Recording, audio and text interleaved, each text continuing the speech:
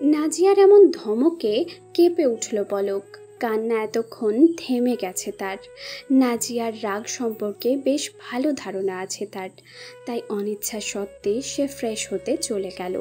Washroom থেকে fresh হয়ে এসে পলক বেশ ভালো রকমের ঝটকা খেলো। তার ঘরের বিছানায় শিফাত বসে আছে, ঘরের দরজাটাও বন্ধ।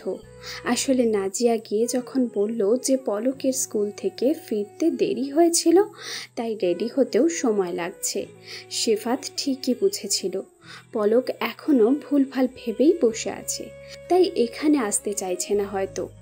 তারপর নাজিয়াকে ডেকে জিজ্ঞেস করতেই নাজিয়া প্রথমে বলতে ইতস্তত করছিল, পরে যখন শিফাত ভরসা দিল যে তাকে বলা যায়, নাজিয়াও বলে দিল পলকের বিয়ে করতে না চাওয়ার কথা।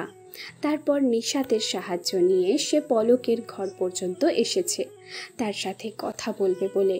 নিশাতকে বলেছিল ঘরে আসতে, কিন্তু সে বলেছে যে ঘরে যাবে না, দরজার বাইরেই থাকবে। দরজাটাও চাপানো ছিল, কিন্তু খুব বেশি খেয়াল না করায় পলক ভেবেছে যে শিফাত দরজা লাগিয়ে বসে আছে। বিছানায় বসে ফোনে চোখ রেখে কি যেন ঘাঁটাঘাঁটি করছে শিফাত। বেশ দ্রুত গতিতে তার আঙুল চলছে ফোনের স্ক্রিনে। বিস্মিত পলক অপলক নয়নে দেখছে তাকে। একদম ফর্মাল ড্রেস আপে একজন সুদর্শন ব্যক্তি বসে আছে তার সামনে, আপন মনে কিছু একটা করছে। ক্ষণে ক্ষণে তার মুখের ভাব বদলাচ্ছে, বেশ লাগছে তাকে দেখতে। এভাবে শিফাতকে দেখতে দেখতেই আপন মনেই মৃদু হাসল পলক। এদিকে ঘরে আরও একজনের উপস্থিতি বুঝতে পেরে পলকের উদ্দেশ্যে বলল, তুমি নাকি বলছো বিয়ে করবা না আমাকে? ভীষণ রকম শান্ত গলায় কথাটা বলেই পলকের দিকে তাকালো সে। তার দৃষ্টিও ভীষণ শান্ত, কিন্তু সেই শান্ত দৃষ্টির আড়ালে ছিল এক চাপা রাগ, যেটা খুব সুনিপুণভাবে সে আড়াল করে রেখেছে। শিফাতের কথায় ঘোর কাটল পলকের, ধাতস্থ হতেই ফিরে গেল আগের ফর্মে। শিফাতের প্রতি হওয়ার রাগ ক্ষোভ এসে আবার ভর করল তাকে। শিফাতের প্রশ্নের উত্তর তো সে দিলই না, বরং উল্টা তাকেই প্রশ্ন করল, আপনি এখানে কি করতেছেন? তাও ঘরের দরজা লাগিয়ে বসে আছেন, মানুষজন কি ভাববে? মানুষজনের ভাবনার কথা তোমাকে ভাবতে হবে না, তুমি আমার প্রশ্নের উত্তর দাও। বিয়ে করবো না বলছো তুমি? হ্যাঁ। ঝাঁঝালো গলায় জবাব দিবে ভেবেও শান্ত গলায় উত্তর দিল পলক। এই মানুষটার সাথে কেন যেন সে জোর আওয়াজে কথা বলতে পারে না। আজব, নিজের মনে নিজেই ভাবল পলক। কেন? কারণ আপনি আমার সাথে প্রতারণা করেছেন, আপনার একটা বাচ্চা আছে, আর বিয়েটাও তার জন্যই করতেছেন। এ কথা আমাকে আগে জানাননি, আর আমি কেন প্রতারককে বিয়ে করব না? এটাই তোমার ফাইনাল ডিসিশন? জি। বেশ, এখন যাও, সাজগোজ ঠিক করো, বাইরে অপেক্ষা করছে সবাই। বলেই উঠে দাঁড়ালো সে। প্যান্টের পকেটে ফোন ঢুকিয়ে এক নজর দেখল পলককে। তার মৃন্ময়ী আজ সাদা গোল্ডেন মিশেল জামদানি শাড়ি পরেছে, হাত ভর্তি গোল্ডেন চুড়ি, টুকটাক গয়নাগাটি আছে গায়ে, আর মাথায় বেনি করে বেলি ফুলের গজরাও লাগানো হয়েছে। কিন্তু কান্নার কারণে চোখ মুখ কেমন এলোমেলো হয়ে আছে। চাপা সৌন্দর্যের অধিকারিণী, কিন্তু কিছুটা পাগলি টাইপ এই নারীটা তার হবে ভাবতেই একটা প্রশান্তি ছুঁয়ে গেল তাকে। মৃদু হাসলো, কিন্তু সেটা পলকের নজরে পড়ল না। তারপর ওকে পাশ কাটিয়ে দরজা খুলে বেরিয়ে গেল। পলক ওভাবেই থ হয়ে দাঁড়িয়ে রইল, মুখ দিয়ে আপনা আপনি বেরিয়ে এলো। কি হলো এটা? শিফাত বেরিয়ে যাওয়ার একটু পরেই নিশাত ঘরে এলো। পলককে ওভাবে দাঁড়িয়ে থাকতে দেখে কাট কাট গলায় বলল, ওখানে দাঁড়িয়ে আছিস কেন? এদিকে আয়, সাজ ঠিক করে দিই। আর কতক্ষণ আয়তুক বসায় রাখবি সবগুলারে? নিশাতের কথা শুনে পলকের মন খারাপটা আরও বেড়ে গেল। সবাই এক প্রকার মানসিক অত্যাচার করছে তাকে। সবার কথা বাদ দিলেও নিশাতের এমন আচরণ সে কিছুতেই নিতে পারছে না। কান্না পাচ্ছে তার আবারও। পলকের কোনো হেলদোল না দেখে এবার প্রচণ্ড বিরক্ত হলো নিশাত। চেঁচিয়ে বলল, তুই কি আসবি? নাকি আমি গিয়ে নাজু আপারে পাঠাবো? নাজিয়ার কথা শুনে একটা চাপা শ্বাস ফেলল পলক, কারণ সে আশা মানেই আর একজন বকার মুখে পড়া, যেটার লোড নেওয়ার মতো মানসিক শক্তি এখন তার নেই। তাই নিশোর কথা মেনে নেওয়াই ভালো এখন। নিশাদকে এক নজর দেখল পলক, মুখটা কেমন ভার ভার হয়ে আছে, কিন্তু কী কারণে সেটা জানে না সে। আপাতত বাইরে যাওয়া দরকার, তাই সে নিশাতের কথা মতো সাজ ঠিক করতে বসে গেল। পলক ড্রয়িং রুমে ঢুকতেই আর চোখে একবার সিফাতকে দেখল। সেও পলকের দিকেই তাকিয়েছিল, ইশারায় পলককে দেখিয়ে ইয়ানাকে কিছু বলছিল। আর অমনি সিফাতের কোল থেকে নেমে দৌড়ে এসে পলকের কোমর চাপটে ধরল।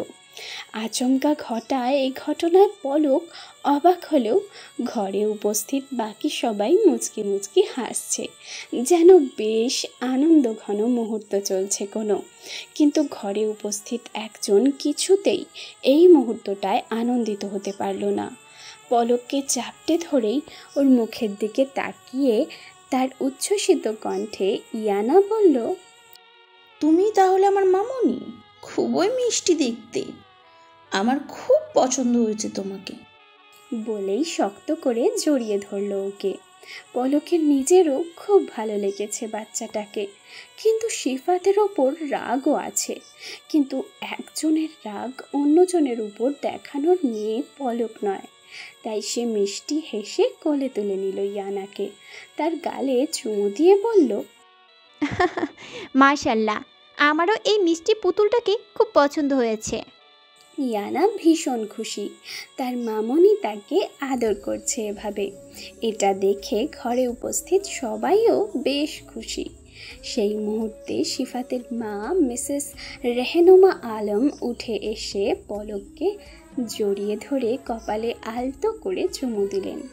বললেন, মাশাআল্লাহ, খুব মিষ্টি লাগছে আমার বৌমাকে।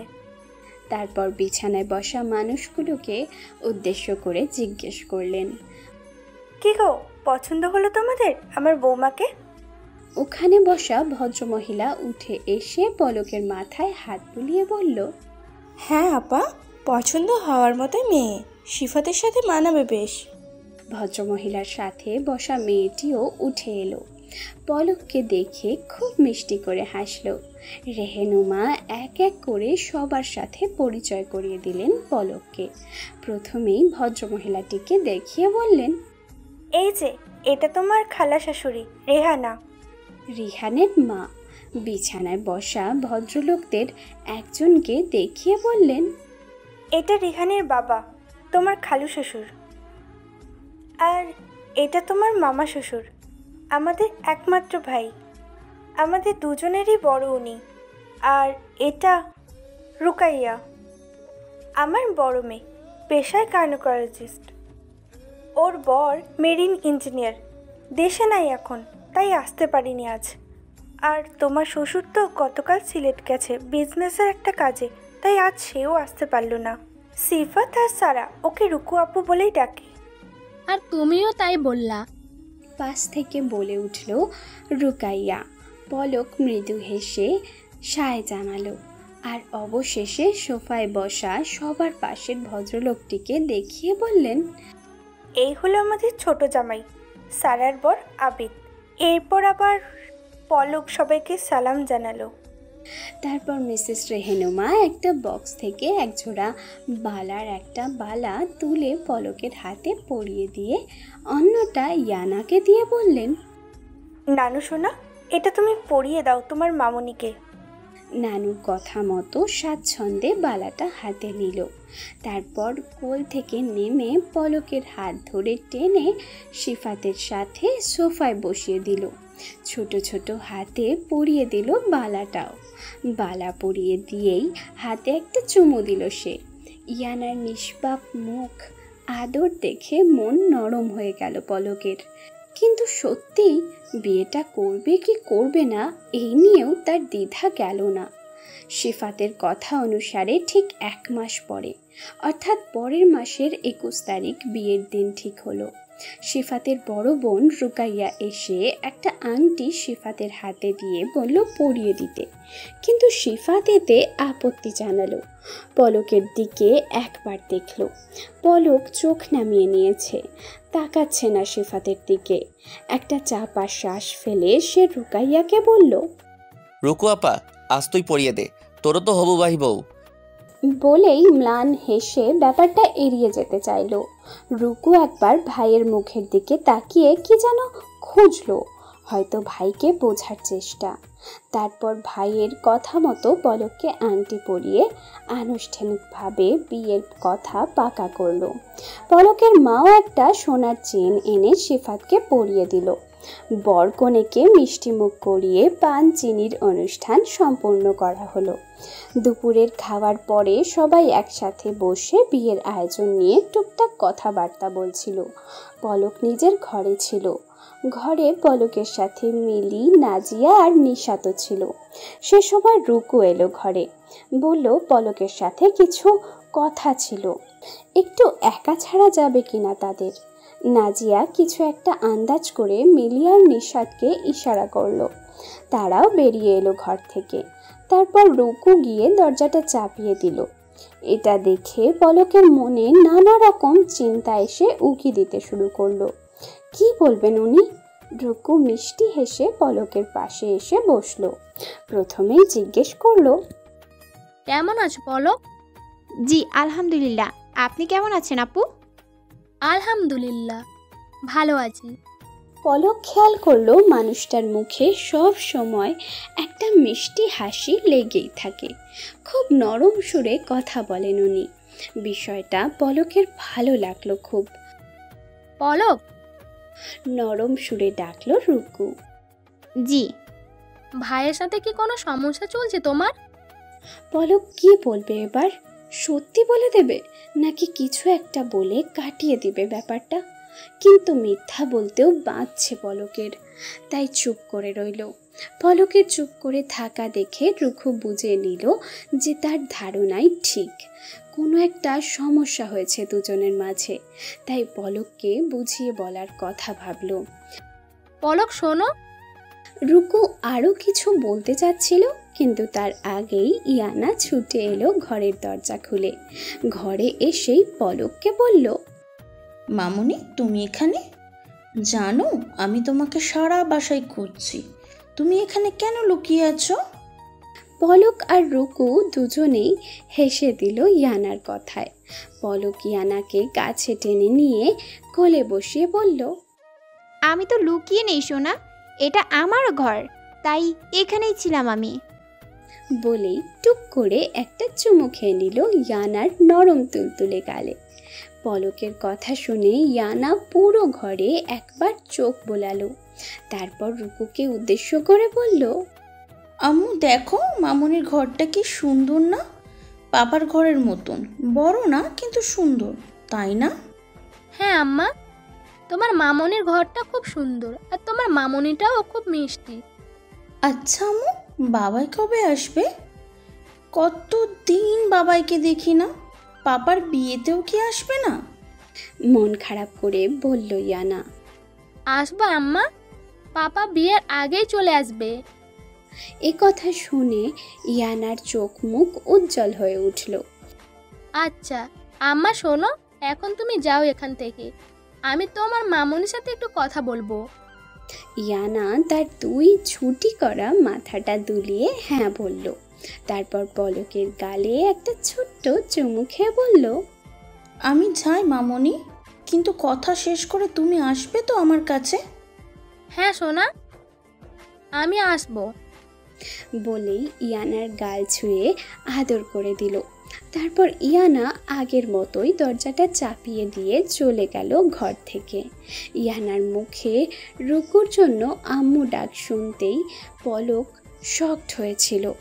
আর তারপর কাউকে বাবাই বলায় নতুন কিছু প্রশ্ন এসে কড়া নাড়ল পলকের মাথায়। শিফাত বলল ইয়ানা তার বড় সন্তান, সেই হিসেবে তাকে সে পাপা বলে ডাকে, কিন্তু রুকুকে সে আম্মু বলছে, আবার কাউকে বাবাই বলছে। তাহলে বাবাইটা কে? এত সব কিছুর চাপ পলক নিতে না পেরে সরাসরি জিজ্ঞেস করলো, আপু, ওর বাবাই? হ্যাঁ, আসলে মেরিন ইঞ্জিনিয়ার হলে যা হয় আর কি, মাসের পর মাস সমুদ্রে ভেসে বেড়ায়, ছুটিতে আসে। মেয়েটা খুব কম কাছে পেয়েছে তার বাবাকে, কিন্তু তাই বলে ভাই খুব চেষ্টা করে সেই কমতিটা পূরণ করার। এহানো তো পাপা বলতেই পাগল, সে বলে তার পাপাই আর বাবা নাকি ওর বিশাল বিশাল দুটি সম্পদ। তুমি বলো কি বোঝে এই পিচ্ছি সম্পদের? বলেই হাসতে লাগলো রুকু। তার কথা শুনে পলকও হেসে দিল। আর ভাই সবাইকে এহানার পরিচয় কি বলে জানো? পলক জানে না, তবে আন্দাজ করে নিল, তবুও জিজ্ঞেস করল। কি বলে? রুকু প্রশান্তির এক হাসি হেসে বলল, লজ্জা পাচ্ছে, ভীষণ লজ্জা লাগছে পলকের। খানিক জড়তাও কাজ করছে ভেতর ভেতর, যার কারণে বিগত 3 মিনিট ধরে ফোন কানে ঠেকিয়ে রেখেছে, অথচ একটা টু শব্দ মুখে দিয়ে বের করতে পারেনি সে। আজ রুকুর কথায় পলকের কাছে মুহূর্তেই ঝকঝকে আয়নার মতো পরিষ্কার হয়ে গেছিল ইয়ানা আর সিফাতের সম্পর্কটা। তারপর থেকেই অনুশোচনা হচ্ছে, লজ্জা করছে তার, আর কিছুটা রাগও লাগছে তার। লজ্জা লাগছে কারণ সেদিন সে পুরো কথাটা না শুনেই নিজের মতো করে উল্টোপাল্টা ভেবে নিয়েছিল। নিজের অতীত অভিজ্ঞতার আলোকে অহেতুক একটা ভুল ধারণা তৈরি করে নিয়েছিল নিজের মনে। আবার সেটার জন্য সিফাতকেও যাচ্ছে তাই বলেছে। আবার যা বলেছিল তো বলেই ছিলই। পরের দিন সিফাতের বেশ কয়েকবার কল আর মেসেজ করার পরেও সে রেসপন্স তো করেনি, বরং তার নাম্বারটাও ব্লক করে দিয়েছিল। হয়তো সিফাত তাকে সত্যিটা বুঝিয়ে বলতেই কল করেছিল, মেসেজ করে কল রিসিভ করতে বলেছিল, কিন্তু সেই সুযোগটাও পলক দেয়নি তাকে। এর জন্য ভীষণ অনুশোচনা হচ্ছে তার, আর রাগও লাগছে, ভীষণ রাগ লাগছে তার। নিজের এহেন বোকামির জন্য কি বিচ্ছিরি কাণ্ডটাই না বাঁধিয়েছিল আজ। বিয়ে করবে না বলে বেঁকে বসেছিল, ভাগ্যিস মানুষটা এত কিছুর পরেও তাকে এর জন্য বকাঝকা করেনি। কিন্তু সে যখন রুমে এসেছিল তাহলে কেন তখন সবটা বলল না? সে বিয়ে করবে না তো বলেই ছিল, আবার তাকে মুখের উপর প্রতারকও বলে দিয়েছিল, তবুও মানুষটা তাকে কিচ্ছুটি বলেনি। কিন্তু এত কিছুর পরেও বিকেলে রুকুর বলার ওই কথাগুলো যতবারই মনে পড়ছে ততবারই এক রাশ মুগ্ধতা এসে ঘিরে ধরেছে তাকে। মানুষটা সত্যিই অন্যরকম। বিকেলে তার বড় সন্তান? হ্যাঁ, আরও জানো, বাচ্চা হিসেবে কথা বলে। সে নিজেইও বলে ইহানা আমার জন্য যথেষ্ট, আর বিয়ে যদি কখনো করি ইহানা হবে আমার আর আমার স্ত্রীর প্রথম সন্তান। তাকে ইহানা মামনি বলে ডাকবে, আর সেই জন্যই আজ তো আমাকে দেখেই সে মামনি বলে ডেকেছে। তুমি কিছু মনে করেনি তো? এটুকু বলেই লাজুক হাসল পলক। পলকের কথা শুনে রুকু বড্ড স্বস্তি পেল। তার মানে সিফাত ঠিকই বলেছিল, এই মেয়েটা সত্যিই তার মনের মতো। তারপর রুকু বলল, ইনু ভাইকে পাপা ডাকে, তার একটা বিশেষ কারণ আছে, শুনবে? জি অবশ্যই, আগ্রহী সুরে বলল পলক। আমার যখন প্রেগনেন্সি 4 মাস চলে, আমি বাসার সিঁড়ি থেকে পড়ে গেছিলাম। ব্লিডিংও হচ্ছিল অনেক। ইনুর বাবাই তখন সিঙ্গাপুরে, আর আমি ছিলাম আমার শ্বশুর বাড়িতে। ওখানেই ঘটে ঘটনাটা। তারপর যখন হসপিটালে নিয়ে যাওয়া হয়, ব্লাডের প্রয়োজন ছিল অনেকটা, কিন্তু ইমার্জেন্সিতে ব্লাড পাওয়া যাচ্ছিল না। ভাইয়ের সেদিন খুব ইম্পর্ট্যান্ট একটা ফ্লাইট ছিল, ভিআইপি কে একদিন সেই ফ্লাইটে যাওয়ার কথা ছিল, আর সেই ফ্লাইট ক্যাপ্টেন ছিল ভাই। কিন্তু আমার এমন অবস্থা শুনে সে ফ্লাইট ক্যান্সেল করে ছুটি এসেছিল আমাকে ব্লাড দিতে, কারণ ও আর আমার ব্লাড গ্রুপ সেম। পরপর 2 ব্যাগ ব্লাড দিয়েছিল ভাই। ওর জন্যই সেদিন ইহানা নতুন করে জীবন পেয়েছিল, নয়তো সেদিন হয়তো আমার গর্ভেই। সেদিন ইনু তো বেঁচে গেছিল, কিন্তু ওকে বাঁচাতে গিয়ে ভাইকে একটা কঠিন শাস্তি পেতে হয়েছিল। ওর কেরিয়ার একটা দাগ লেগে যায় এই শাস্তির কারণে। বিনা নোটিশে ফ্লাইট ক্যান্সেল করার কারণে ইরেসপন্সিবল বিহেভিয়ার এর জন্য ওকে 6 মাসের জন্য সাসপেন্ড করা হয়। 6 মাসে কোনো ফ্লাইট অ্যাটেন্ড করতে পারেনি। সেই সময়টাও কতটা কষ্টে ছিল সেটা আমি জানি। রোজ রোজ দেখছি, কিন্তু তারপরও আমার আর ইহানার জন্য যত্ন কোনো কমতি রাখেনি সে। হসপিটাল থেকে আসার পর ইহানার জন্ম নেওয়া পর্যন্ত সে আমাকে নিজের কাছে রেখেছিল। বড্ড কেয়ারিং ছেলেটা। বলতেই একটা প্রশান্তির হাসি এসে উঁকি দিল রুকুর চোখে মুখে। সে আবার বলতে শুরু করলো, ইনু যখন জন্মালো, ইনুর বাবা নিজে না নিয়ে প্রথম ভাইয়াকে কোলে তুলে দিয়েছিল ওকে। বলেছিল সেদিন থেকে ভাই ইহানাকে নিজের বড় সন্তানের জায়গা দিয়েছে। ইহানাও হয়েছে মামা ভক্ত। বাবাকে তো খুব একটা কাছে পায় না।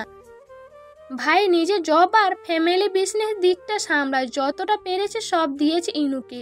ওকে ভালোবাসে খুব। তাই তার বিয়ের জন্য তার এক প্রকার সত্য এটা ছিল যে ইহানাকে নিজের সন্তান হিসেবে ভালোবাসতে হবে।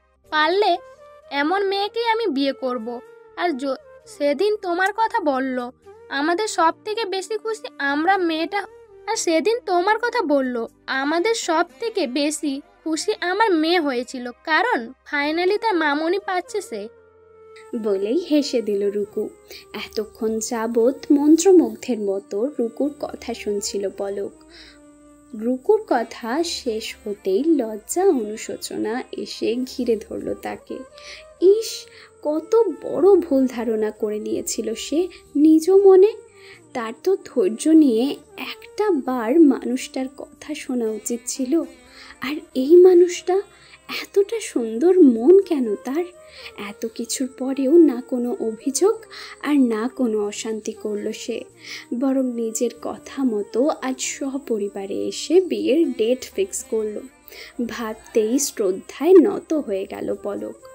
আসসালামু আলাইকুম মৃন্ময়ী। কল রিসিভ করার অনেকটা সময় পরেও যখন পলক কিছু বলছিল না, তাই শিফাত নিজে থেকেই সালাম দিল। শিফাতের কণ্ঠস্বরে ধ্যান ভাঙল পলকের। ঈষৎ কেঁপে উঠল সে। কি শান্ত সাবলীল কণ্ঠস্বর, কিন্তু তাও লজ্জায় সে টু শব্দও করতে পারল না। তাই সালামেরও জবাব না পেয়ে শিফাত আবার বলল, চুপ করে যখন থাকবে তাহলে কল কেন করেছো? এবারের কথায় আর চুপ রইল না পলক। বড় একটা শ্বাস নিয়ে নিজেকে ধাতস্থ করল সে। এরপর বরাবরের মতো ধীর স্থির কণ্ঠে সালামের জবাব দিল, ওয়ালাইকুম আসসালাম। এরপর দুজনেই চুপ। কয়েকটা সেকেন্ড নীরবেই কাটল। তারপর শিফাত নিজে থেকেই বলল, কেমন আছেন? জি আলহামদুলিল্লাহ, আপনি কেমন আছেন? ঠিক আছি আমি। আচ্ছা, এখনো রেগে আছেন? মানে? আমার উপর কি এখনো রাগ করে আছেন? আমি কারোর উপর রেগে নেই।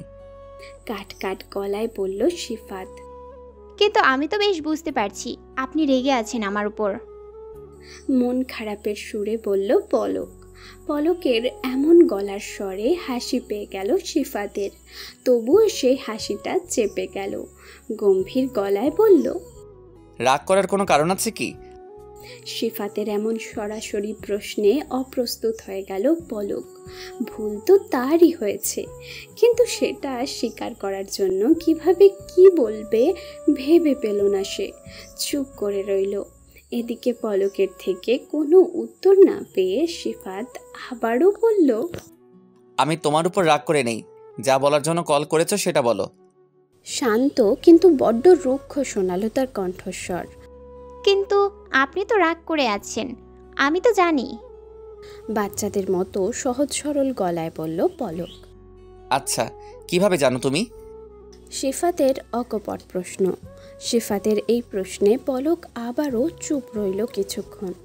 তারপর বিজ্ঞের মতো বলল, এই যে আপনি আমাকে আপনি থেকে এখন তুমি তুমি করে বলছেন। আপনি যখনই রেগে যান শুধুমাত্র তখনই আমাকে তুমি করে বলেন। আমি খেয়াল করেছি সেটা, তাই জানি আপনি রেগে আছেন। পলকের এমন করে বলা কথায় ভ্যাবাচাকা খেয়ে গেল শিফাত। যেন তার কোনো বড় চুরি ধরা পড়ে গেছে। সে ভুলেও ভাবেনি পলক ব্যাপারটা খেয়াল করেছে, কারণ সে নিজেও কখনো ইচ্ছে করে তাকে তুমি করে বলে না। রাগ হলে বা উত্তেজনায় আপনা আপনি বেরিয়ে আসে মুখ থেকে, কিন্তু মুহূর্তেই আবার মনের মধ্যে একটা প্রশান্তি এসে ছুঁয়ে দিল তাকে। মেয়েটা তাকে এভাবে খেয়াল করে, তাকে বুঝতে শুরু করেছে পলক। আপন মনেই মৃদু হাসল সে। তার ভেতরে ভেতরে ফুরফুরে হাওয়া বইছে যেন। পলকের উপর তার কখনোই রাগ ছিল না, তবে অভিমান ঠিকই হয়েছিল তার। পলক কেন পুরোটা না জেনে তাকে ভুল বুঝলো? ফোন নাম্বারটাও ব্লক করে রেখেছিল, কিছু বলার সুযোগই দেয়নি তাকে। আর মানছে যে তার অতীত অভিজ্ঞতা ভালো না খুব একটা, তাই বলে এতটা অবুঝ হবে সে? মেয়েটার কি একবারও মনে হয়নি তারও যে কিছু বলার থাকতে পারে, কিংবা এই সম্পর্কটার কি হবে সেটার কথাও ভাবেনি একবারও? পলকের অতীত সে জানে, তাই সে চাইলেও রাগ করতে পারেনি তার অমন অবুঝের মতো আচরণে। কিন্তু প্রিয় কেউ ভুল বুঝলে, ভুল ভাঙানোর সুযোগ না দিলে, না চাইতেও অভিমান আপনা আপনি জুড়ে বসে মনের আনাচে কানাচে। সিফাতের বেলায়ও সেই অভিমান এসে জুড়ে বসেছিল, কিন্তু প্রিয়র প্রতি কতক্ষণই বা অভিমানী হয়ে থাকা যায়? সিফাতও পারেনি। আজ পলকের অমন এলোমেলো মুখটা দেখেই অভিমানের দেওয়ালে ফাটল ধরে গেছিল তার। কষ্ট তো সে একা নয়, মেয়েটাও পেয়েছে, তাই অভিমানটাও যেন বিবশ হয়ে গেছিল। অতঃপর ফাটল ধরা সেই দেওয়ালটা ইয়ানার সাথে পলকের এত আদর আহ্লাদ দেখে পুরোপুরি ভেঙে চৌচির হয়ে গেছিল। কিন্তু পলককে তার ভুল আচরণ উপলব্ধি করানোর জন্যই সে রেগে থাকার ভাব করছে। সিফাত আপন মনে এসব নানান কথা ভেবে চলেছে, তখনই পলকের কথায় তার ঘোর কাটল। সরি। আর্দ্র গলায় বলল পলক। পলকের আচমকা বলা এমন একটা কথায় ভাবনাচ্যুত হয়ে গেল সিফাত। কি বলল বুঝতে পারেনি সে, তাই জিজ্ঞেস করল, হ্যাঁ কিছু বললেন? জি, আমি দুঃখিত আমার অমন কাজের জন্য। এভাবে অবুঝ আচরণ করাটা আমার ঠিক হয়নি। অনুতপ্ত স্বরে বলল পলক। আরও একবার একটা প্রত্যাশিত প্রশান্তির হাওয়া এসে ছুঁয়ে দিয়ে গেল সিফাতকে। তার যা বোঝার সে বুঝে গেছে। মৃন্ময়ী নিজের ভুল বুঝতে পেরেছে, এটাই যথেষ্ট তার কাছে।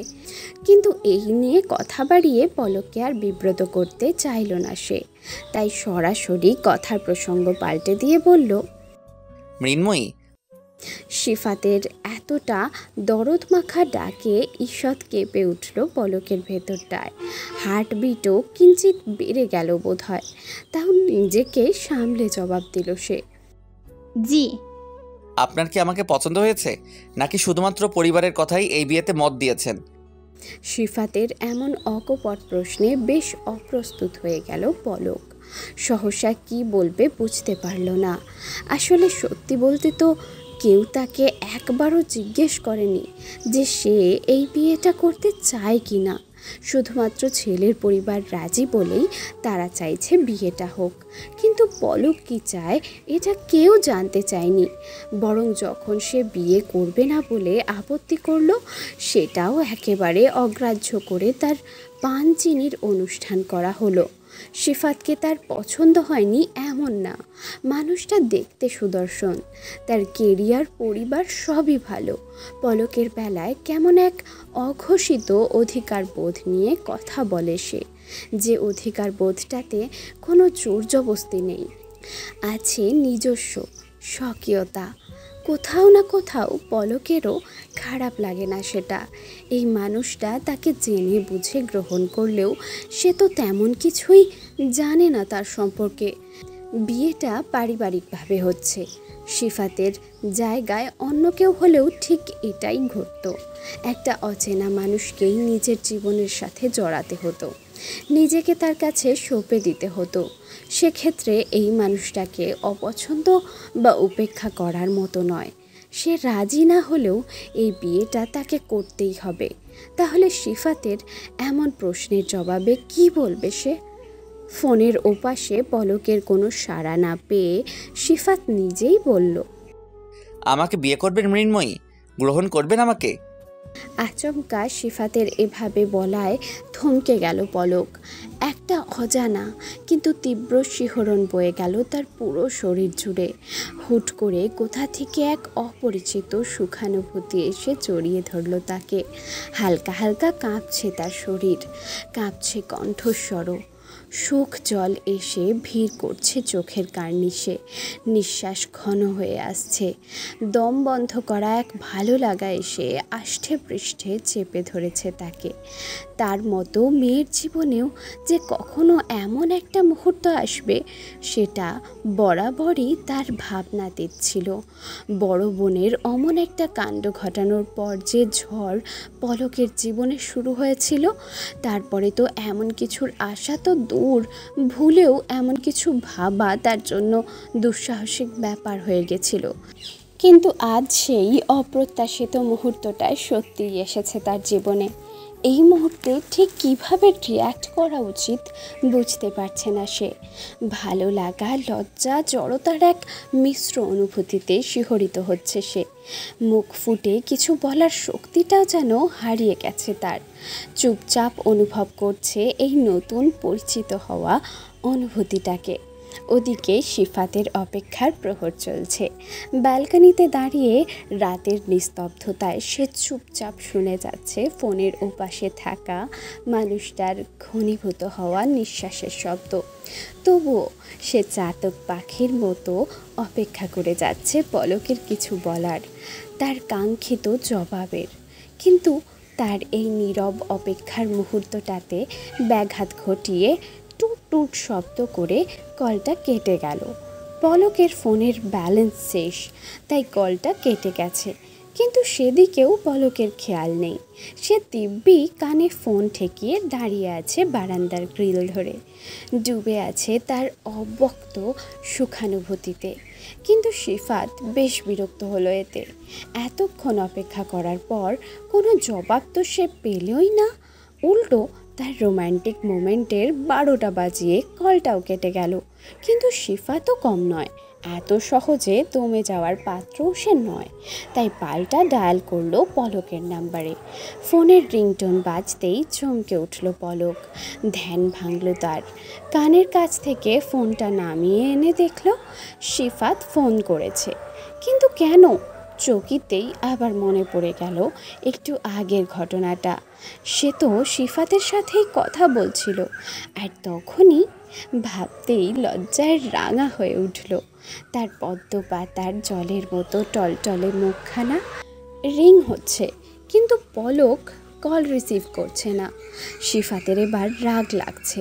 তৃতীয়বার রিং হতেই রিসিভ করলো পলক। আর রিসিভ করতেই উপাস থেকে সিফাতের আক্রমণাত্মক ঝাড়ি শোনা গেল। এই মেয়ে, সমস্যা কি তোমার? যখন তখন বিনা নোটিশে এমন মৌনব্রত ধারণ করো কেন? এদিকে যে কেউ তোমার জবাবের অপেক্ষায় থাকে সে খেয়াল কোন ভুবনে হারিয়ে রেখে আসো তুমি? কি হলো, এখন আবার মৌনব্রত ধারণ করে আছো কেন? সিফাতের এমন হুট করে হওয়া আক্রমণে থতমত খেয়ে গেল পলক। একটা ফাঁকা ঢোক গিলে মনে মনে বলল, এই রে, এত আবার রেগে গেছে মানুষটা। এক রাগের সেমিস্টার শেষ হওয়ার আগেই আর একটা শুরু হয়ে গেল। কি হলো, আবার চুপ কেন? সিফাতের আর এক দফা তাড়ায় এবারে নড়ে চড়ে উঠল পলক। থতমত খাওয়া গলায় আমতা আমতা করে বলল, কি? বিয়ে তো ঠিক হয়েই গেছে, এখন আর বিয়ে না করে উপায় আছে নাকি?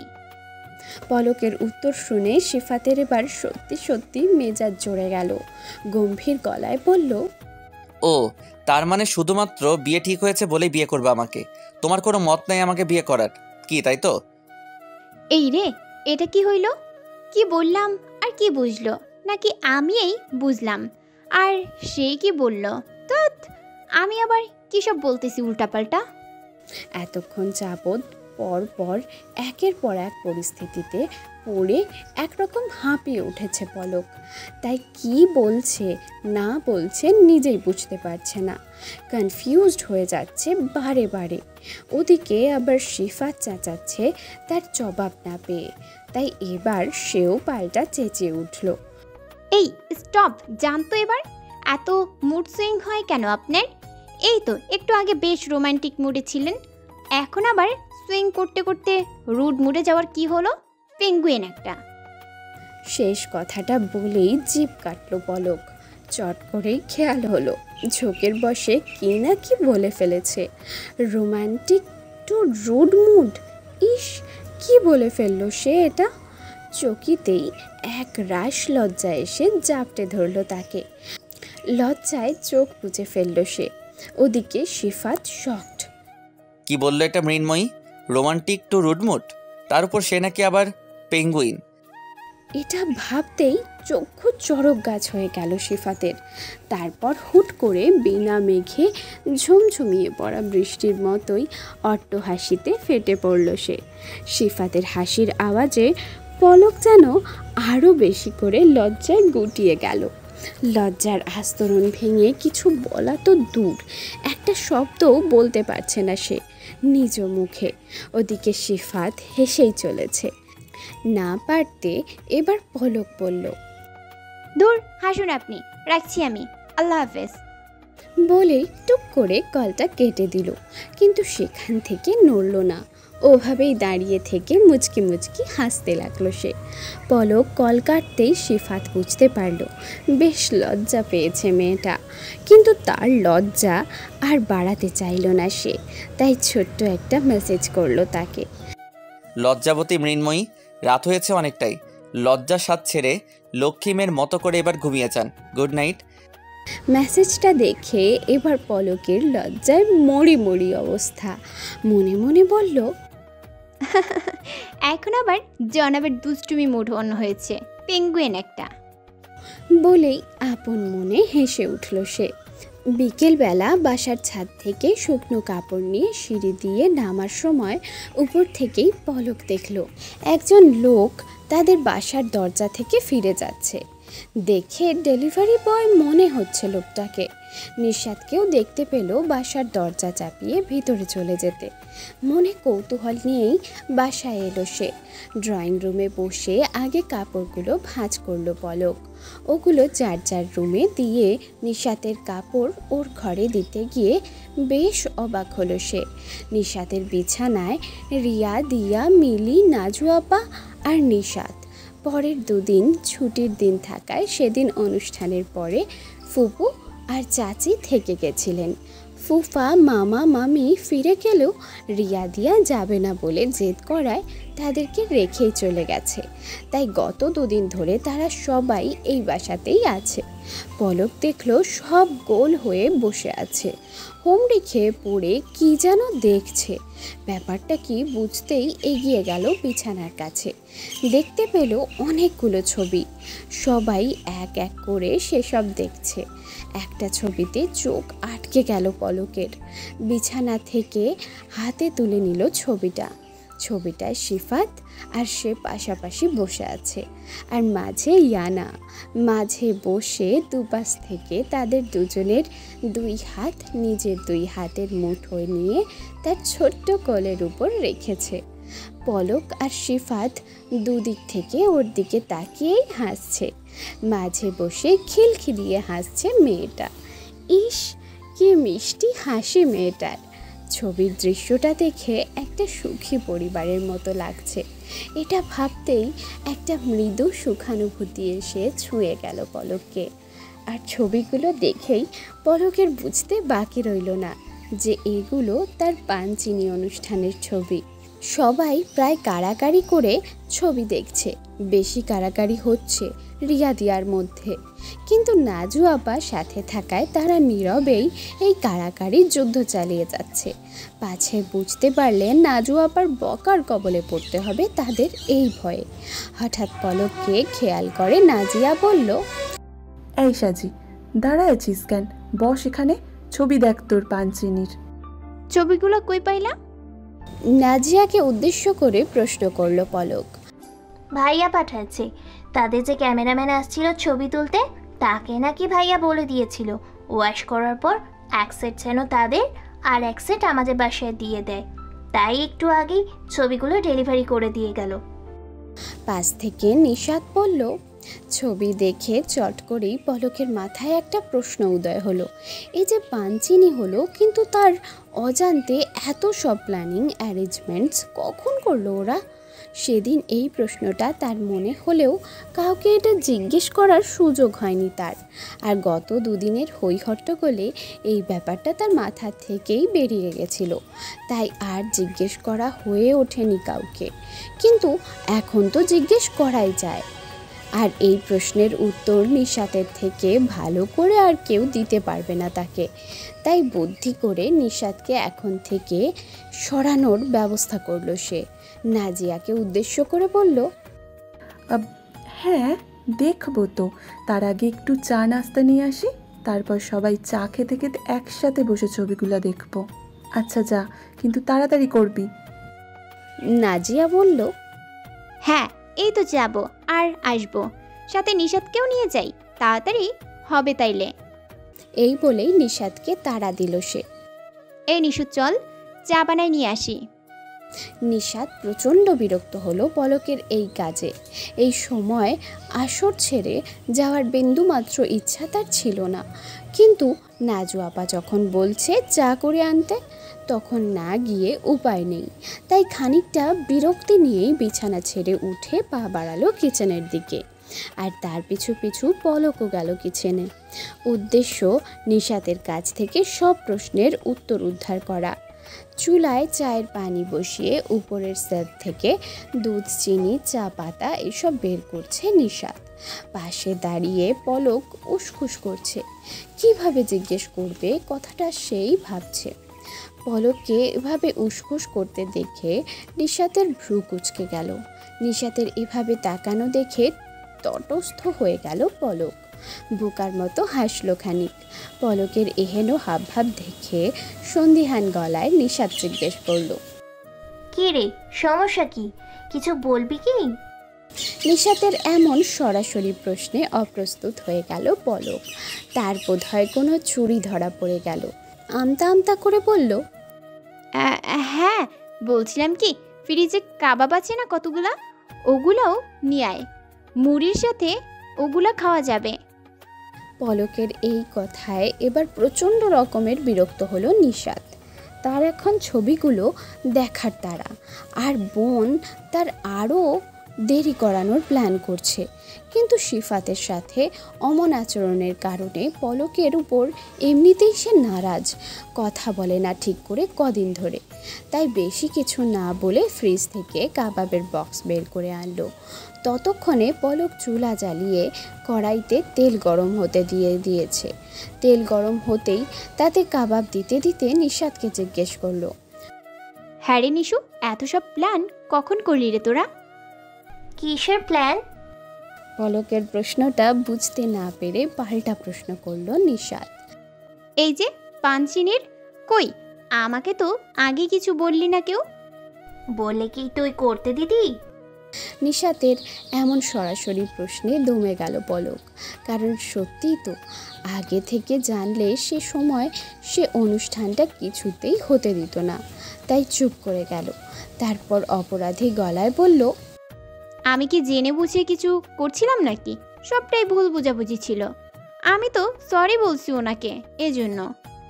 পলক সিফাতকে সরি বলেছে, এটা শুনে খুব স্বস্তি পেল নিশাত। খুশিও হলো খুব। তার মানে এখন আর কোনো সমস্যা নেই তাদের দুজনের মাঝে। কিন্তু তাও সে আগের মতোই কঠিন হয়ে রইল। কাট কাট গলায় বলল, উদ্ধার করেছ আমাদের, নইলে তো নিজের পায়ে কুড়ুর মারার খুব জোর বন্দোবস্ত করে ফেলেছিলা তুমি। সে তো ভাগ্য ভালো যে এমন পোস্তার মানুষে পাইছো নিজের লাইফে। তার জায়গায় অন্য কেউ হলে তো এমন কাণ্ড করার পর তোরে বিয়ে করার বোকামিটা আর করতে আসতো না। আমাকে বিয়ে করা বোকামি? মন খারাপ করা গলায় বলল পলক। পলকের গলার আওয়াজেই নিশাত বুঝে গেল বোন তার কষ্ট পেয়েছে এমন কথায়। এভাবে বলাটা তার মোটেও ঠিক হয়নি। সিফাতের সাথে ওরকম আচরণটা করাটাও তো ঠিক হয়নি পলকের। এতটা অবুঝ সে কী করে হলো সেটাই ভেবে পায় না নিশাত। যদিও সিফাত বারবার করে বলেছিল পলক তার অতীত অভিজ্ঞতার কারণেই এমন আচরণ করে ফেলেছিল, এটা জাস্ট একটা ভুল বোঝাবুঝি, কিন্তু তবুও তার বোনের মতো বোঝদার শান্ত ধৈর্যশীল মেয়ের এমন আচরণ সে কোনো মতেই মানতে পারেনি। রাগ হয়েছিল তার খুব, তবু শুধুমাত্র সিফাতের কথা রাখতে গিয়ে না বোনকে কিছু বলতে পেরেছে আর না খারাপ কোনো ব্যবহার করেছে। শুধু ভেতরের রাগটাকে যথাসম্ভব দমিয়ে রাখতেই অমন দূরত্ব রেখে চলেছিল বোনের সাথে। সরি রে নিশু, কিন্তু সত্যি বলছি আমার তখন কি হয়েছিল আমি নিজেও জানি না। এত রাগ খুব কই থেকে আইসা ভর করলো আমায় আর আমাকে, আমি জোকের বসে এত কিছু বলে ফেলেছি। ভারী ভারী গলায় বলল পলক। কান্না পাচ্ছে তার এখন, আর সে যথাসম্ভব চেষ্টা করছে কান্না না করার। এদিকে বোনের এমন অপরাধ বোধে আর কান্না কান্না মুখখানা দেখে ভীষণ মায়া লাগলো নিশাতের। দ্রুত পায়ে কাছে গিয়ে জড়িয়ে ধরল বোনকে। খারাপ লাগছে তার, তবুও নিজেকে সামলে নিয়ে বলল, থাক, কাঁদতে হবে না এখন আর, যা হওয়ার হয়ে গেছে। তুই নিজের ভুল বুঝতে পারছিস, এটাই না। কিন্তু একটা কথা মাথায় রাখিস বাবু, তুই সত্যিই খুব লাকি যে ভাইয়ার মতো একজন সুন্দর মনের মানুষকে নিজের লাইফ পার্টনার হিসেবে পাইতেছিস। তারে কখনো ভুল বুঝে হার্ট করিস না। কান্না জড়িত কণ্ঠে বলল পলক। পলকের এমন কান্না কান্না ভাব দেখে নিশাত ঠিক বুঝতে পারছে কতটা অনুতপ্ত তার বোন নিজের কাজের জন্য। তাই বোনকে শান্ত করার জন্য কথার প্রসঙ্গ পাল্টে দিয়ে উৎফুল্ল কণ্ঠে বলল, হ্যাঁ রে, শুনবি না আমরা কেমনে এত সব প্ল্যান করলাম? এতদিন পরে বোনকে আবার আগের মতোই কাছে পেয়ে এতক্ষণে অনেকটা শান্ত হয়ে এসেছে পলক। নিশাতকে ছেড়ে চোখের কার্নিশে উঁকে দেওয়া জল দুহাতে চেপে মুছে নিয়ে আগ্রহী গলায় বলল, শুনবো। চায়ের পানি ফুটতে শুরু করেছে, তাতে চা পাতা দিতে দিতেই নিশাত বলা শুরু করলো, সেদিন রাতে তোর এমন কাণ্ড করার পর খুব খারাপ লাগছিল বিষয়টা ভাইয়ার। তুই সেই সময় কিছু শোনার বা বোঝার মতো অবস্থায় ছিলি না বলেই পরের দিন তোরে নাকি বেশ কয়েকবার কল করেছিল, কিন্তু তুই রিসিভ করিস নাই। আর তারপর থেকে নাম্বার ব্লক পায়। 2 দিন পর আমারে কল দিয়ে তোর কথা জিজ্ঞেস করলো। আমার কথা কি জিজ্ঞেস করেছেন উনি? অবাক স্বরে জিজ্ঞেস করলো পলক। হ্যাঁ, তোর কথা, তুই কই আছিস, কেমন আছিস। আমি খুব অবাক হয়েছিলাম জানিস। তোর কথা তোরে জিজ্ঞেস না করে আমারে কেন জিজ্ঞেস করতেছে। ব্যাপারটা ঠিক সুবিধা না লাগায় আমি ভাইয়াকে জিজ্ঞেস করলাম কি হয়েছে। ভাইয়া বলল ফোনে না বলে মুখোমুখি বলবে। তাই সেই দিন কলেজের পর ওনার সাথে দেখা করতে গেলাম। ভাইয়া সব খুলে বলল তুই কি কি কাণ্ড করেছিস। শুনে আমার ভীষণ রাগ হয়েছিল জানিস তোর ওপর। এমন স্টুপিডের মতো কাজ তুই কেমনে করলি এইটা ভাইবা। আমি তো মনে মনে ভেবেই নিয়েছিলাম বাসায় আইসাই তোর সাথে ঝগড়া লাগাবো এটা নিয়ে। কিন্তু ভাইয়া আমাকে বুঝাইলো যে তুই ভুল বুঝে এসব করেছিস। তোরে যেন এই নিয়ে কিছু না বলি আমি, যা বলার উনিই বলবেন। সাথে এটাও বললো বৃহস্পতিবার উনি ওনার ফ্যামিলি নিয়ে আসবে পানচিনি করতে, কিন্তু তোরে যেন এটা নিয়ে আগে থেকে কিছু না জানাই। ওখানে বসে সব প্ল্যান করলাম কিভাবে কি করব।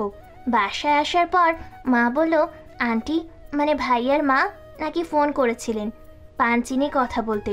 আমি তখন আমাকে বলে দিয়েছিলাম যেন তোকে কিছু না জানাই, তোরে সারপ্রাইজ দিব। এই বাহানা দিয়া তারে আটকাই দিলাম। আর আরাম্মা আটকালা আব্বারে, ওই মানুষটা তো এমনিতেই কম কথা বলে, তোরে আর কি বলতো বলেই সকৌতুকে হাসলো নিশি। আর তুই তো বৃহস্পতিবার এমনিতেও বাসায় থাকিস না, তাই তুই যাওয়ার পরেই মামি ফুপিরা আসছে, রান্না বান্না সবাই মিলেই করেছি। তুই সারা রাত পড়ে পড়ে ঘুমাইছিস আর আমি আর আম্মা আধা রাত অবধি সব রান্না গোছগাছ করেছি। বলেই একটা ক্লান্তির শ্বাস ছাড়ল নিশাত, যেন এই দুদিন আগের ক্লান্তি এখন সে ভর করেছে তাকে। আর এদিকে এত সব কথা শুনে পলক বিস্মিত, খারাপও লাগছে কিছুটা। তার জন্য এসব করতে গিয়ে কতটা খাটতে হয়েছে নিশাত আর মাকে, সে একটুও হেল্প করতে পারে নাই। কিন্তু সর্বোপরি এত সব কাহিনী শুনে সে হতবাক। ফ্যাল ফ্যাল চোখে তাকিয়ে নিশাতের হাসি দেখছে সে। পলকের এমন চাহনি দেখে আরও একচোট হাসল নিশাত। বোনের এমন বিস্মিত হতভম্ব চেহারা দেখে খুব মজা পেয়েছে সে। হাসতে হাসতেই চুলা থেকে চায়ের কেটলিটা নামিয়ে নিল সে। কাপে কাপে চা ঢালতে ঢালতে বোনের দিকে এক পলক তাকিয়ে বলল, আল্লাহ কারোর সাথে অবিচার করে না রে বুবু। জীবনে যত না পাওয়ার হিসাব আমরা করি সেগুলোর জন্য কষ্ট পাই, উনি ঠিক সময় সেসব কিছু সুদে আসলে পূরণ করে দেন। আমি তোর থেকে ছোট, তাও আমি বলতেছি, তুই লাইফে আজ পর্যন্ত যত কষ্ট পাইছিস সেই সব কিছুর সুদ আসলে তুই ভাইয়াকে নিজের জন্য পাইছিস। মানুষটা সত্যি বড্ড ভালো রে বুবু, তোর জন্য ওনার থেকে ভালো কেউ হবে না। হবে না কি? তোদের জোর আল্লাহ লিখেছিলেন বলেই সেদিন বিয়েটা হতেও হয় নাই। মানুষটাকে ভরসা করিস রে বুবু, কোনোদিন ঠকবি না ইনশাল্লাহ। বলেই একটা স্বস্তির হাসি হাসল সে। এদিকে বোনের এমন কথায় আবেগে আপ্লুত হয়ে গেল পলক। মন বন্দরে বইছে অপ্রত্যাশিত খুশির হিমেল হাওয়া, আর অচেনা সুখ জলে টলমল করছে তার দু চোখ। চায়ের সাথে কাবাব আর মুড়ি পেয়ে একেবারে জমজমাট হয়ে উঠল আসর। সবাই এক এক করে ছবি দেখছে আর একটা বিষয় নিয়ে আলাপ করছে। এর মধ্যেই একটা ছবিকে ঘিরে রীতিমতো তুমুল আলোচনা শুরু হয়ে গেল নাজিয়া, নিশাত আর মিলির মধ্যে। শিফাত আর পলককে মাঝে বসিয়ে ও বাড়ির সবার সাথে তোলা একটা পারিবারিক ছবি। ছবিটাতে সবাই হাসি খুশি, কেবল সারার মুখে কোনো হাসি নেই। ছবিটা দেখেই প্রথমে মিলি বলল, এইটা বুবুর ননদ না? হ্যাঁ, সারা নামের মেয়েটার। পাশ থেকে ছবিটা দেখে নিশাত বলল, এর সমস্যা কি রে? এমন ভাবধারায় আছে কেন? কেন, কি হয়েছে? বিচলিত ভঙ্গিতে জিজ্ঞেস করলো নাজিয়া। আরে আপা, দেখো নাই কেমন মুখ ভার কইরা রাখছে, যেন কেউ ওর মাথায় বন্দুক ঠেকা ছবি তুলতে চাইছে। হ্যাঁ আপা, আমিও খেয়াল করেছি বিষয়টা। এখানে আসার পর থেকে পুরোটা সময় সে চুপচাপ ছিল, বুবুর সাথে কথা অবধি বলে নাই। রুকু আপুরে দেখেছো কি সুন্দর করে কথা বলে, আমাদের সবার সাথে কি সহজভাবে মিশে গিয়েছিল। আমার তো তাকে খুব ভালো লাগছে। সেটা আমিও দেখছি। ভাইয়ের বিয়ে, অথচ তার ভাব এমন যে সে একটুও খুশি না। নাজিয়া কথাটা বলতেই তিনজনের টনক নড়ল যেন। একে অন্যের মুখ চাওয়াচাই করে চোখের ভাষায় কিছু একটা উদ্ধার করলো। তারপর তিনজনে একসাথে সরাসরি তাকালো পলকের মুখের দিকে।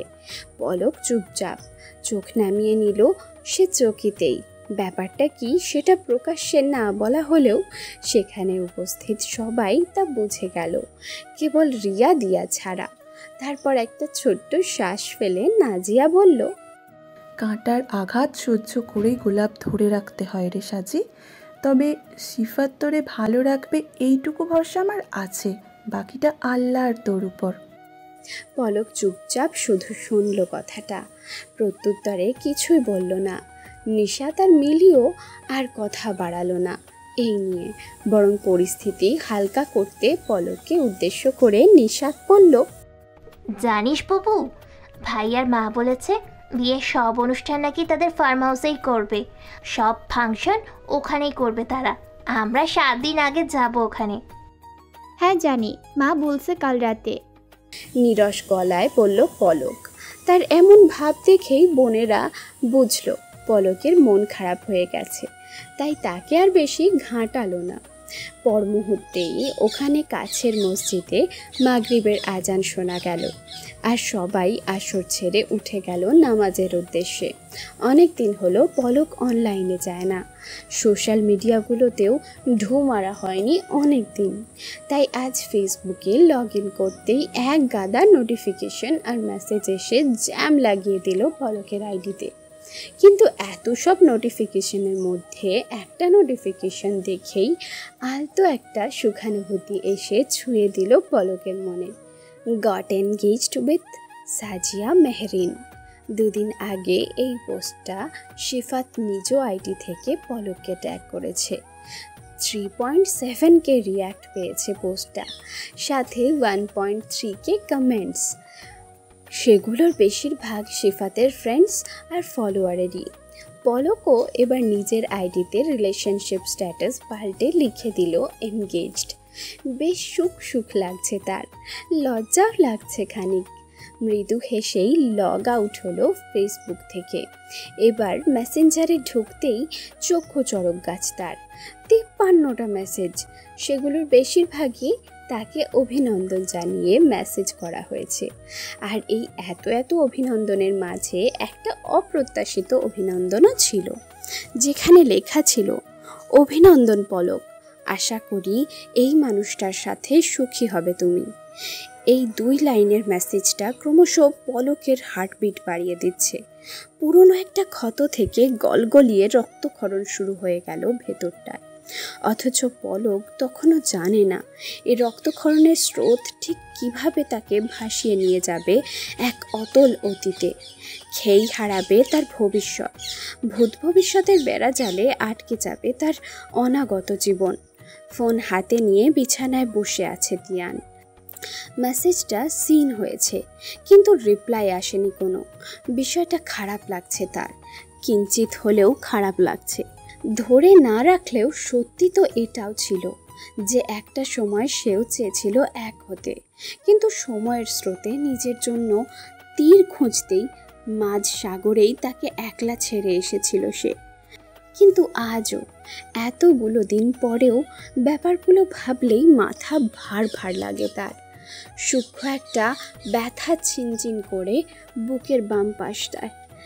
কিন্তু তারও কিছুই করার নেই, সে তো নিজেই ছেড়ে দিয়েছিল। তাহলে এখন আর নিজের জন্য জায়গাটা দাবি করার কোনো উপায় নেই, একেবারেই নেই। অন্য কেউ তাকে নিজের করে নিয়েছে, এখন সে সুখী হলেই হলো। এত সব কথা ভেবে ভেবে বিষণ্ণতায় ছেয়ে গেল মনটা তার। ফোনের ডেটা অফ করে বেরিয়ে এলো মেসেঞ্জার থেকে। মনটা রিফ্রেশ করা দরকার, একটা ড্রিঙ্ক হলে মন্দ হতো না। এই ভেবেই গাড়ির চাবি নিয়ে রাত 11টায়ও বেরিয়ে গেল নাইট ক্লাবের উদ্দেশ্যে। বিয়ের শপিংয়ে এসেছে শিফাত, রিহান, রুকু, ইয়ানা আর রেহনুমা আলম। সারাকেও বলেছিল, কিন্তু সে কাজের বাহানা দিয়ে আসবে না বলে দিয়েছে। পলকের জন্য শাড়ি কিনবে বলেই শিফাতকে ধরে বেঁধে নিয়ে এসেছে তারা। শিফাতের কথা, পলকের জন্য শাড়ি কিনবে তো পলককে নিয়ে যাক, নয়তো মা আর বোন মিলেই নিজেদের পছন্দ মতো কেনাকাটা করুক। তাকে এসব মেয়েদের শপিংয়ে নেওয়ার কি মানে? কিন্তু রুকুর কথা, তোর বউয়ের জন্য শপিং করব তো তুই সেসব পছন্দ করে দিবি। পলকেরও তো জানা দরকার তার হবু স্বামীর পছন্দ অপছন্দ কেমন। রুকুর কথা সে এমনিতেও ফেলতে পারে না। অগত্যা এক প্রকার বাধ্য হয়েই শিফাতকে আসতে হয়েছে, কিন্তু সে তো রিহানকে ছাড়া কিছুতেই যাবে না। তাই ভাইয়ের আবদার রাখতে বাধ্য হয়ে অফিস বাদ দিয়ে রিহানকেও আসতে হয়েছে সাথে। দোকানে বসে একের পর এক শাড়ি দেখছে রুকু আর রেহনুমা। রিহান এক কোনায় বসে ফোনে যতটা সম্ভব অফিসের কাজ করছে। শিফাত আর ইয়ানা পাশাপাশি বসে তাদের কাণ্ড কারখানা দেখছে। হঠাৎ ইয়ানা তাকে বলল, আচ্ছা পাপা, তুমি কেন কোনো শাড়ি দেখছো না? আমি কি এসবের কিছু বুঝি নাকি আম্মু? শুধু শুধু নিয়ে আসছে আমাকে। বিরস গলায় বলল শিফাত। তাহলে চলো আইসক্রিম খেয়ে আসি আমরা দুজন। আচ্ছা, আম্মুর তাহলে আইসক্রিম খেতে ইচ্ছে করেছে? সিফাতের কণ্ঠে ইয়ানাকে বুঝে ফেলার উচ্ছ্বাস, আর এটা দেখে খিলখিলিয়ে হেসে উঠল ইয়ানা। তারপর সিফাত রুকুর উদ্দেশ্য করে বলল, আপা তোরা বসে শাড়ি দেখ, আমি আর আম্মু এক্ষুনি আসতেছি। সিফাতের কথা শুনে রুকু বিরক্ত সুরে বলল, এখন আমার কই যাবি তোরা? চুপচাপ বস এখানে, শাড়ি দেখ। রুকুর কথায় রেহনুমা আলমও সায় দিলেন, কিন্তু তাদের আপত্তিকে পাত্তা না দিয়ে সিফাত বলল, আরে তোরা দেখ না শাড়ি, আমরা আসতেছি। তারপর রিহানকে বলল। রিহান তুই কি যাবি আমাদের সাথে? সিফাতের কথা শুনে ফোনের স্ক্রিন থেকে চোখ সরিয়ে সিফাতের দিকে চাইল রিহান। সে খেয়াল করেনি সিফাত ঠিক কি বলেছে, তাই বোকার মতো তাকিয়ে রইল সেকেন্ড কয়েক। তাকে এভাবে তাকিয়ে থাকতে দেখে সিফাত বুঝল ভাই তার কাজে ডুবে ছিল। সে কি বলেছে সেটা ওর কানের ভেতর গেছে ঠিকই, কিন্তু মাথায় এন্ট্রি না করে সোজা উপর দিয়ে ফ্লাই করে গেছে। তাই সরাসরি বলল, ওঠ চল বাইরে। বলেই ইয়ানাকে কোলে নিয়ে বাইরে চলে গেল। রিহান কি বুঝলো কে জানে, চুপচাপ উঠে দাঁড়ালো ভাইয়ের কথা মতো। তারপর সিফাত আর ইয়ানার পিছু পিছু বেরিয়ে গেল সেও। শপিং মলের 4 তলায় একটা আইসক্রিম পার্লারে গিয়ে ঢুকলো তারা। ইয়ানাকে তার ফেভারিট চকো চিপস আইসক্রিম দিয়ে রিহানের আনা কফি নিয়ে বসলো 2 ভাই। কফিতে চুমুক দিতে দিতে রিহান বলল, তো কটা শাড়ি চুজ করলে ব্রো? আমি কোনো শাড়ি চুজ করিনি, করতে পারবো না বলে চুপচাপ কেটে পড়েছি ওখান থেকে, এসব আমার কাজ নয়। বলেই সকৌতুক হাসলো সিফাত। কাজ নয়, পারবি না এসব বললে কি হয়? বিয়ে করতেছিস, কত কি করতে হবে, পারতে হবে এখন। বলেই চোখ মারল রিহান। আর রিহানের কথায় সিফাত কি বুঝলো সেই জানে। কফিতে সবেই চুমুক দিয়েছিল বেচারা। কথাখানা শুনেই বিষম খেয়ে গেল এক দফা। কাঁচতে কাঁচতেই বলল, স্টপ ইট ইয়ার। সিফাতের এমন রিয়াকশন দেখেই সজোরে হেসে দিল রিহান। ঠিক সে সময়ই সিফাতের ফোন বেজে উঠল। রুকু কল করেছে। ফোনটা রিসিভ করে কানে ঠেকাতেই রুকুর ঝাড়ি শোনা গেল। এই কই রে তোরা সব একসাথে, কই গায়েব হয়েছিস সবগুলা? আরে কুল ডাউন ডিয়ার সিস্টার, আমরা মলেই আছি 4 তলায়। ইনু আইসক্রিম খাবে বলছিল তাই এখানে এসেছি। হ্যাঁ, ইনুর জন্য গেছো নাকি নিজের জন্য এটা তো আমি বেশ ভালোই জানি। রুকুর এহেন কথায় সিফাত হেসে দিল। বোনটা তাকে এত কেন বোঝে, কিভাবে বোঝে সেটা সে ভেবে পায় না। আবার সারা কখনো তার এতটা ক্লোজ হয়নি। শুধুমাত্র কিছু আবদার করার হলেই ভাইকে মনে পড়ে তার। ছোট বোন বলে রুকু আর সিফাত দুজনেই বেশ আদর আহ্লাদ করে তাকে, কিন্তু সে তুলনায় ভাই বোনদের সে খুব একটা কেয়ার করে না। এই যে আজও এলো না বিয়ের শপিংয়ে, অথচ তার একটা মাত্র ভাইয়ের বিয়ের শপিংয়ে এটা। ব্যাপারটা মনে হতেই ম্লান হাসল সিফাত। শান্ত ভঙ্গিতে বলল, বস তোরা, আসছি আমরা। বলেই কল কেটে দিয়ে ইয়ানাকে বলল, আম্মু চলো এখন, তোমার আম্মু যেতে বলেছে। ইয়ানাও মাথা কাত করে সায় দিল। তারপর তারা ফিরে গেল শাড়ির দোকানটায়। শাড়ির দোকানে যাওয়া মাত্রই রুকু কয়েকটা শাড়ির সামনে বসিয়ে দিল সিফাতকে। বলল, এখান থেকে চুজ কর, হলুদের কোনটা পরবে, আর বিয়েতে শাড়ি নাকি লেহেঙ্গা কি পরবে বল, সেটা দেখি এবার। আরে বিয়েতে কি পরবে সেটা আমি কি করে বলবো, ওকে জিজ্ঞেস করে নে না। আচ্ছা তাও হয়, তুই ওকে কল করে জিজ্ঞেস কর তো। পাশ থেকে রেহনুমা আলম বললেন, তোমার বৌমা তুমি কল করে জিজ্ঞেস করলেই তো পারো, আমি এসব কি করে জিজ্ঞেস করি? এই বেশি কথা বলিস না, আমার কাছে ফোন নাম্বার থাকলে তো আমিই কল দিতাম, নেওয়া হয়নি নাম্বারটা, তোর কাছে তো আছেই, তুই কল দে। শেষ কথাটা খানিক খোঁচা মেরেই বললেন রেহনুমা। বলেই মিটিমিটি হাসতে লাগলেন। আর তা দেখে রূপু আর রেহানও মিটিমিটি হাসছে। তাদের এভাবে হাসতে দেখে বেশ লজ্জাই পেল সিফাত। গলা খাকরানি দিয়ে নিজের পক্ষপাতিত্ব করে বলল, আমার কাছে যে নাম্বারটা আছে এমনটাই বা কে বললো তোমাকে? সেটা তুই তোর ভাইকে জিজ্ঞাসা কর। বলেই আবার দুষ্টু হাসলেন উনি। মাঝে রিহানের কথা বলছে এটা বুঝতে একটুও অসুবিধা হলো না সিফাতের। চোখ গরম করে রিহানের দিকে তাকালো, যার মানে একলা পাই হচ্ছে তোমার আজ। সিফাতের এমন চাহনি দেখে রিহানের হাসি হাওয়ায় মিলিয়ে গেল নিমিষেই। ভয় পাওয়া গলায় আমতা আমতা করে বলল, ভাই তুই আমাকে কি দেখছিস? এই তো কত শাড়ি, এগুলো দেখ। বলেই একটা শাড়ি টেনে নিজের মুখের সামনে ধরে নিজেকে আড়াল করে দিল সে। এটা দেখে ইয়ানা খিলখিলিয়ে হেসে উঠল। আর ইয়ানার হাসি আর যাবতীয় কাণ্ড কারখানা দেখে রুকু, রেহনুমা এমনকি দোকানদারও না হেসে পারল না। আর যাই হোক, হাসি বড্ড ছোঁয়াছে ব্যাপার। সিফাত ভীষণ লজ্জায় পড়ে গেল এবার। রিহানের উপর রাগও লাগছে খানিকটা। কেন সব কথা খালা আর বোনকে বলতে হবে তার? নিজেকে শান্ত করতে রিহানের থেকে দৃষ্টি ফিরিয়ে অন্যদিকে দৃষ্টি দিল সে। আর ঠিক তখনই একটা শাড়ির উপর তার চোখ আটকে গেল। কুসুম হলুদ আর অফ হোয়াইটের কম্বিনেশনের জামদানি শাড়ি। চকিতেই তার কল্পনায় পলকের অবয়ব ভেসে উঠল। এই শাড়িতে তার মৃন্ময়ীকে ভেজা মাটির গায়ে মিঠে রোদ্দুরের মতোই শুদ্ধ আর স্নিগ্ধ লাগবে দেখতে। এটা ভাবতেই একটা মৃদু হাসি ফুটে উঠল তার ঠোঁটের কোণে। বেশ কয়েকটা শাড়ির মাঝ থেকে টেনে বের করে হাতে নিল শাড়িটা। তারপর রুকুকে দেখিয়ে বলল, হলুদের জন্য এটা দিবি, মানাবে ওকে। শাড়িটা দেখে দোকানে উপস্থিত সকলেই মুগ্ধ হলো। দোকানদার তো রীতিমতো সিফাতের প্রশংসা শুরু করে দিল তার এত সুন্দর চয়েস দেখে। রুকু, রেহনুমাও খুব পছন্দ করলেন শাড়িটা। এরপর রেহনুমা বললেন, যাক, একটা তো হলো, আবার বাকি রইল মেহেদি।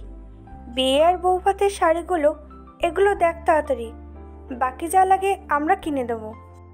বিয়ের শাড়ির কথা শুনেই রুকু বলল, হ্যাঁ রে ভাই, এর মাঝে তুই ইন্ডিয়া যাবি নাকি রে? হ্যাঁ, যেতে পারি হয়তো। কেন? না, বলছিলাম বিয়ের শাড়িটা তুই ওখান থেকে কিনে নিয়ে আস তাহলে। আর বউ ভাতের শাড়িটা আমি আর দিহান দিব বলে ঠিক করেছি, এটা তো না কিনলেও চলবে। বেশ, তো তোরা যা ভালো মনে করিস। ভাইয়ের সম্মতি পেয়ে রুকু খুশি হয়ে গেল। তারপর তারা সবাই মিলে মেহেদির ফাংশনের জন্য একটা হালকা ডিজাইনের মধ্যে গাঢ় জলপাই রঙের লেহেঙ্গা কিনল। আর বিয়ের পরে পরার জন্য হালকা কয়েকটা শাড়িও নিল। তখনই রুকু বলল, ভাই আমাদের হয়ে গেছে, এবার তুই একটা কাজ কর, পলকে একবার কল করে দে তো।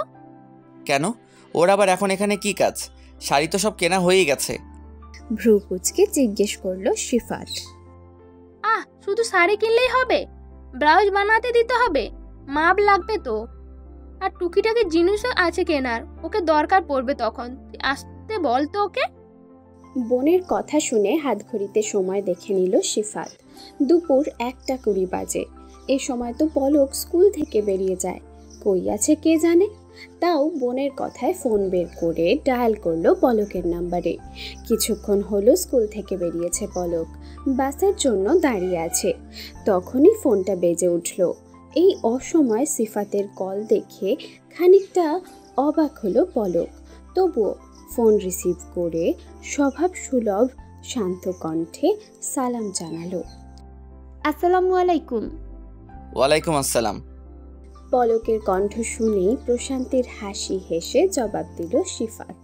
তারপরেই বলল, আপনি কি ফ্রি আছেন এখন? জি, বাসের জন্য ওয়েট করছি, বাসায় যাব। ও আচ্ছা, তাহলে বাসটা ছেড়ে দিন আর ওখানে ওয়েট করুন, আমি আসছি। আপনি আসছেন মানে? কোনো সমস্যা হয়েছে কি? না, কোনো সমস্যা হয়নি। আসলে মা আপা আপনার জন্য বিয়ের শপিংয়ে এসেছে। আপা বললো আপনাকে দরকার একটু, তাই আর কি। ওহ, ছোট্ট করে বলল পলক। হ্যাঁ, তো আপনি ওখানেই থাকুন, আমি আসছি আপনাকে পিক করতে। না না, আপনাকে আসতে হবে না। কোথায় আসতে হবে বলুন, আমি চলে আসব। না, আপনাকে যেটা বলেছি সেটাই করুন। জাস্ট 20 মিনিট কষ্ট করে ওয়েট করুন, আমি আসছি। আচ্ছা ঠিক আছে। সারাদিনের ক্লান্তির পরে এখন আর সিফাতের সাথে তর্কে জড়াতে যাচ্ছে না পলক, তাই বিনা বিরোধিতায় মেনে নিল তার কথা। Good, just wait there, I am coming soon. বলেই মুচকি হাসলো সিফাত। হুম। বলেই ফোন রেখে দিল পলক। পলকের সাথে কথা শেষ করেই রুকুকে উদ্দেশ্য করে বলল সিফাত। আপা তোরা রিহানের সাথে রেস্টুরেন্টে যা, লাঞ্চ করে নিয়ে আমি মৃন্ময়কে নিয়ে আসছি। কাকে নিয়ে আসছিস? চট করেই প্রশ্ন করল রুকু। রুকুর এহেন প্রশ্নে বেশ অপ্রস্তুত হয়ে গেল সিফাত। মনে মনে জিভ কেটে বলল, দূর, কি একটা অভ্যাস হয়েছে, সবার সামনেই মৃন্ময় বলছি এখন। কে রে, মৃন্ময়কে? তাড়া দিয়ে বলল রুকু। সিফাত কিছুটা ইতস্তত করছে, কিভাবে বলবে এদের সামনে। রুকু একা হলেও হতো, সাথে মা আছে, তার সামনে কি করে বলবে যে আস্ত একটা নাম থাকতেও সে পলককে আলাদা করে মৃন্ময়ী বলে ডাকে। মাই বা কি ভাববে।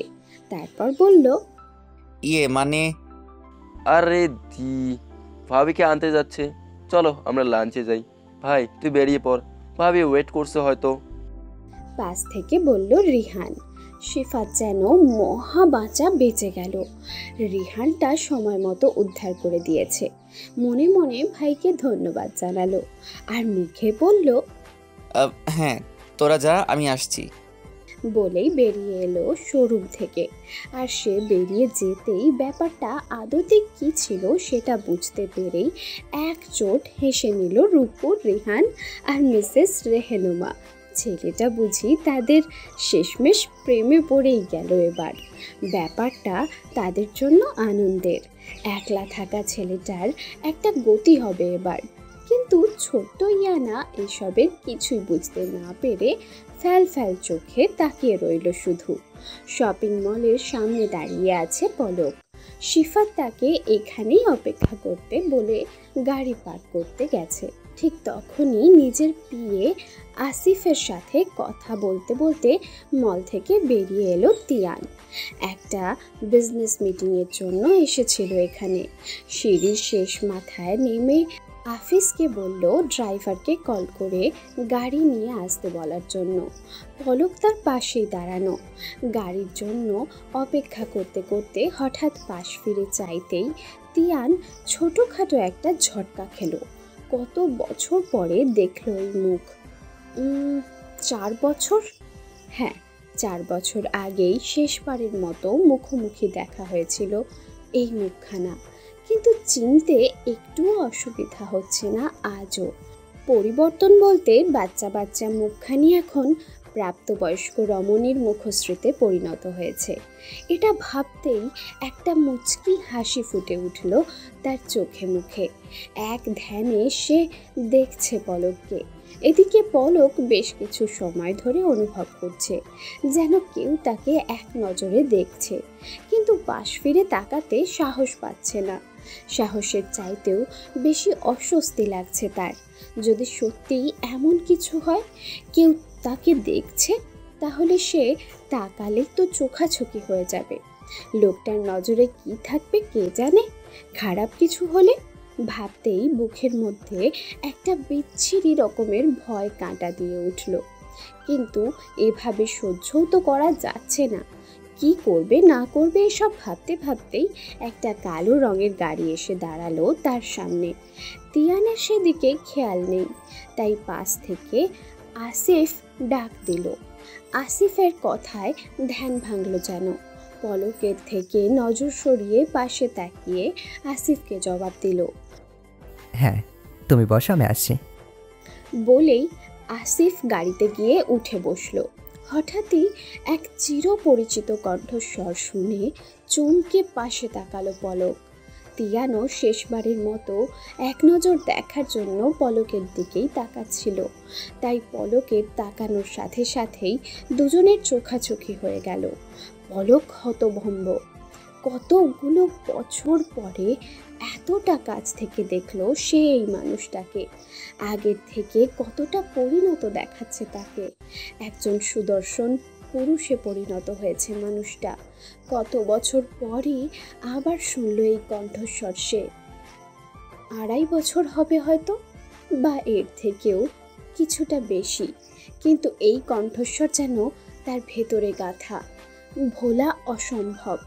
কিন্তু সে তো চলে গিয়েছিল, তাহলে কবেই বা এলো? এসেছে বলেই কি সেদিন মেসেজ করেছিল? কিন্তু পলকের যে সাহসে কুলায়নি রিপ্লাই দেওয়ার। অসম্ভব রকমের একটা কষ্ট এসে চেপে ধরেছিল তাকে। সেটা উপেক্ষা করে সে কিছুই বলতে পারেনি, তাই রিপ্লাইও করা হয়নি। পলকের চোখে বিস্ময়, প্রশ্নের ভিড় স্পষ্ট, যেটা না চাইতেও অস্বস্তিতে ফেলেছে তিয়ানকে, অনুশোচনায় পোড়াচ্ছে। তাই এর থেকে মুক্তি পেতে নীরবতা ভেঙে মুচকি হেসে নিজেই জিজ্ঞেস করলো, কেমন আছো পলক? পলকের মুখে কোনো কথা নেই। সে পাথরের মূর্তির মতো চুপচাপ তাকিয়ে আছে তিয়ানের দিকে। হঠাৎ সে খেয়াল করলো তিয়ানের দৃষ্টি তার দিক থেকে সরে তার পাশে গিয়ে ঠেকেছে। সেই দৃষ্টি অনুসরণ করতেই দেখলো সিফাত তার পাশে দাঁড়ানো। সিফাতের মুখের দিকে তাকাতেই তার বিচলিত মুখখানা হুঁশ ফেরালো পলকের। নড়ে চড়ে উঠল সে। তাকে এমন বিধ্বস্ত রূপে দেখে চিন্তিত স্বরে প্রশ্ন করল সিফাত, আর ইউ ওকে মৃন্ময়ী? মৃন্ময়ী? অবাক হয়ে প্রশ্ন করল তিয়ান। মেয়েটা তো পলক, তাহলে এই লোকটা ওকে মৃন্ময়ী বলে ডাকছে কেন? তবে কি সে অন্য কাউকে পলক ভেবে ভুল করলো? এদিকে তিয়ানের এমন অবাক করা কণ্ঠে মৃন্ময়ী বলা শুনে চকিতেই তার দিকে তাকালো সিফাত আর পলক। পলকের মস্তিষ্কে উত্তেজনা বাড়ছে, ভেতর ভেতর ক্রমশ অস্থিরতা বাড়ছে। তার অনাগত ভবিষ্যৎকে পাশে নিয়ে তারই দাফন হওয়া অতীতের সম্মুখে দাঁড়িয়ে আছে সে। তবুও নিজেকে যথাসম্ভব স্বাভাবিক রাখার চেষ্টা করে চলেছে। পাশ ফিরে সিফাতকে দেখল একবার। তার চোখ মুখে অবাকতা আর একটা প্রশ্ন স্পষ্ট। পলক সেটা ঠিক বুঝতে পারল। তারপর পরিস্থিতি সামলে নিতেই সম্মুখে ফিরে তিয়ানকে উদ্দেশ্য করে বলল, হ্যাঁ, উনি আমাকে মৃন্ময়ী বলেই ডাকেন। সম্মুখে দাঁড়িয়ে থাকা ব্যক্তির সাথে পলকের এমন সাবলীল কথাবার্তায় সিফাত আন্দাজ করে নিল যে ব্যক্তিটি পলকের পরিচিত। তারপরেও শিওর হওয়ার জন্য পাশ ফিরে পলককে জিজ্ঞেস করল, মৃন্ময়ী উনি? সিফাতকে পুরো কথাটা বলতে হলো না। পলক বুঝে নিল সিফাত আদতে কি জানতে চাইছে, তাই নিজে থেকেই বলল, ও তিয়ান, কলেজে আমরা ক্লাসমেট ছিলাম, আবার ফ্রেন্ডও বলতে পারেন। এইচএসসির পরে স্কলারশিপ নিয়ে কানাডা চলে গিয়েছিল ও, আর আজ অনেকগুলো বছর পর এখানে দেখা হলো। বলেই ম্লান হাসল পলক। পলকের কথা শেষ হতেই সিফাত বলল, ও তবে বেশ পুরনো বন্ধু আপনারা। Hi, I am Shaofan Sifat, Palak fiancee. I saw in Facebook. বলেই হাসি মুখে হ্যান্ডশেক করার জন্য বাড়ানো সিফাতের হাতটা টেনে তাকে হাগ করল। হালকা পিঠ চাপড়ে দিয়ে বলল, প্রথম পরিচয়েই তিয়ানের এমন সাবলীল আর বন্ধুসুলভ আচরণ বেশ অবাক করল সিফাতকে। তবে একই সাথে সেটা ভালোও লাগলো খুব। মুখের হাসিটা চওড়া করে সেও বলল, thanks man. Your most welcome. Tian বলল। বলেই সিফাতকে ছেড়ে দিয়ে সোজা হয়ে দাঁড়ালো দুজন। পলক চুপচাপ দাঁড়িয়ে আছে সিফাতের পাশে। বাইরে থেকে সে একদম নির্বিকার, কিন্তু ভিতরে ভিতরে ঠিকই অস্থিরতা কাজ করছে তার।